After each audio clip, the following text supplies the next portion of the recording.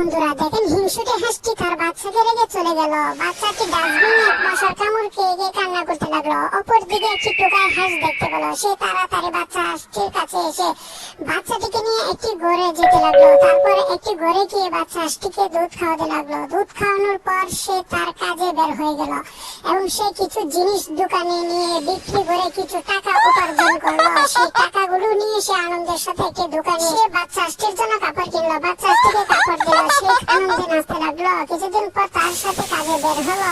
একদিন টুকাই হাঁসটি বাচ্চা হাঁসটিকে নিয়ে একটি স্কুলে ভর্তি করলো এবং সে তার কাজে ব্যস্ত হলো।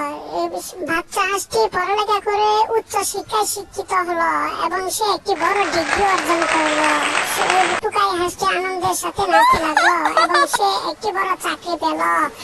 সেই চাকরি টাকা দিয়ে এই টুকাই হাঁসটিকে নিয়ে মার্কেটে আসলো এবং সে কিছু নতুন কাপড় পরিধান করে আনন্দের সাথে নাচতে লাগলো। কিছুদিন পর হিংসুটে মাটি দরজার সামনে এসে কান্না করতে লাগলো। তার মাটিও নতুন কাপড় পরিধান করে আনন্দের সাথে নাচতে লাগলো। প্রিয় ভাই ও বোনেরা, দয়া করে আমার চ্যানেলটি সাবস্ক্রাইব করুন।